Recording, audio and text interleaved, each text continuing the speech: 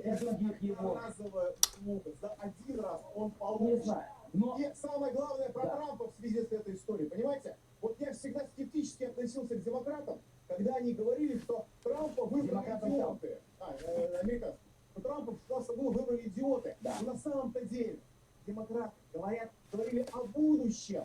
Потому что Трампа действительно в 2020 году выберут идиоты, извините, из демократической партии, которые заварили вот эту вот карту с импичментом. время покажет. Но, смотрите, ведь очень интересно, что Трамп в своем разговоре с Зеленским во время встречи, которую мы мало обсудили, и это очень интересный момент, он же несколько раз ему говорил про что?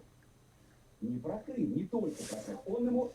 Он ему говорил про то, что вам надо напрямую общаться и разговаривать с Россией, и это по-новому заставляет нас взглянуть на бешенство демократов и на бешенство Гончаренко, но обсудить мы это сможем в другой раз. Реклама на Первом канале.